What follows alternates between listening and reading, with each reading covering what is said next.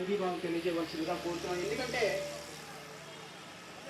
మాట్లాడేవాళ్ళు SC, ST, BC, minority, అగ్రవర్ణాలలో ఉన్నటువంటి నిరుపేదలు ఏదైతే 10% రిజర్వేషన్స్ ఉందో ఆ రిజర్వేషన్ కూడా తీసివేసేటువంటి ఒక దుర్మార్గకరమైనటువంటి ప్రక్రియ కూటమి ప్రభుత్వం చేస్తుంది.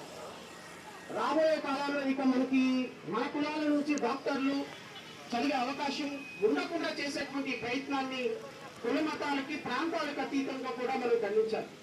ఎందుకంటే మన కుటుంబాల్లో ఉన్నటువంటి పిల్లలు చిన్నప్పుడే మనం ఎవరైనా అడిగితే నువ్వు పెద్ద అయితే ఏమవుతావమ్మా అంటే నేను డాక్టర్ని అవుతాను అంటాడు. ఎందుకంటే 24 గంటలు సమాజంలో ఒక గౌరవప్రదమైనటువంటి స్థానంలో ఉన్న డాక్టర్ని చూసి ఎక్కువ మంది ఇన్ఫ్లుయెన్స్ అవుతూ ఉంటారు మన పిల్లలు. లాయర్ని అవుతారని ఎవరు అన్నారు, ఇంజనీర్ అవుతారని ఎవరు అన్నారు, కలెక్టర్ అవుతారని ఎవరు, డాక్టర్ తర్వాత ప్లేస్ కలెక్టర్, జడ్జి అవుతారని ఎవరు అన్నారు, రాజకీయ నాయకులు అవుతారని అసలు అన్నారు. సో ఇలాంటి వ్యవస్థలో ప్రతి ఒక్కరికి డాక్టర్ అనేటువంటి ఒక గౌరవప్రదమైనటువంటి స్థానాన్ని మనకి దూరం చేసి ఈ రోజు డాక్టర్ వృత్తిని ప్రైవేట్ పరం చేసి నా పక్కన కూర్చున్న ఆలా వెంకటేశ్వర గారు ఉన్నారు. వారి గురించి నేను చెప్పాలి అంటే ఒక గంట సేపు సరిపోదు. ఒక బీసీ కులాల నుంచి చదివి ఒక ఉన్నతమైన స్థానానికి వెళ్ళి ఒక పెద్ద హాస్పిటల్ పెట్టి నాకు తెలిసి సంవత్సరానికి 1 కోటి నుంచి 2 కోట్ల వరకు కేవలం పేద విద్యార్థుల విద్య కోసం వెచ్చించేటువంటి ఏకైక డాక్టర్ నాకు తెలిసి ఈ 2 జిల్లాల్లో, ఈ 2 రాష్ట్రాల్లో ఉన్నటువంటి వ్యక్తి. చప్పట్లు కొట్టాలి, దీనికోసం కూడా చప్పట్లు కొట్టబట్టాలా మీరు? సో ఈయన డాక్టర్ అవ్వబట్టే కదా ఇంతమందికి ఇంత గొప్పగా ఒక వైద్యం చేయగలుగుతున్నారు. మేడం గారు గైనకాలజిస్ట్, డాక్టర్ గారి వైఫ్. సో ఈ రోజు ఆ కులాల నుంచి వచ్చిన వాళ్ళు ఈ రోజు ఇంత గొప్పగా సర్వీస్ చేస్తున్నారంటే డాక్టర్ చదువు. దాన్ని కూడా ప్రైవేట్ పరం చేసి ఇప్పుడు ఎందుకంటే మనమేమో 10th క్లాస్ చదువుకున్నాం, మనకు దాని వాల్యూ తెలియదు ఉప ముఖ్యమంత్రి గారికి.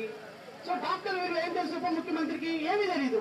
4 డైలాగులు చెప్పడం, ప్యాకప్ స్టార్ లాగా ఇప్పుడు చెప్పింది గంటకు మర్చిపోతాడు, గంట చెప్పింది 2 గంటలకు మర్చిపోతాడు. మనం ఎంపీసీ చదివామో తెలియదు, బైపీసీ చదివామో తెలియదు, ఇంటర్మీడియట్ తెలియదు, డిగ్రీయో తెలియదు, బీటెక్ తెలియదు, ఎంటెక్ తెలియదు, డాక్టర్, ఇంజనీర్, లాయర్ అన్ని చదివేశాడు ఆయన. 2 లక్షలు కాదమ్మా, 2 లక్షల పుస్తకాలు చదివినటువంటి ఆయనకి ఏం తెలుస్తుంది? మంత్రివర్గం అంటే నిర్ణయం తీసుకుందంట. నేను మళ్ళీ చెప్తున్న వేదిక మీద ఉన్నటువంటి పెద్దలందరి సహకారంతో ఈ రోజు ఇక్కడ ప్రభుత్వం, కూటమి ప్రభుత్వం ఏదైతే ప్రైవేట్ మెడికల్ కాలేజీలు, ఇంకోటి కూడా చెప్తా, భారతదేశ చరిత్రలో గవర్నమెంట్ మెడికల్ కాలేజీలని ప్రైవేటు పరం చేసినటువంటి మొట్టమొదటి ప్రభుత్వం ఈ కూటమి ప్రభుత్వం. ఈ రోజు ఇప్పటి వరకు భారతదేశ చరిత్రలో లేదు.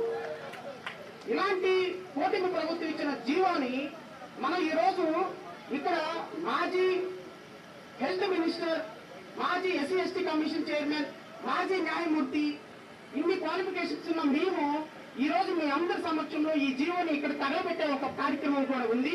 ఖచ్చితంగా దానికి కూడా మీరు అందరూ సపోర్ట్ చేయవలసిందిగా కోరుచు ఇప్పుడు విక్రమప్రసాద్ అన్నని మాట్లాడవలసిందిగా కోరుచు.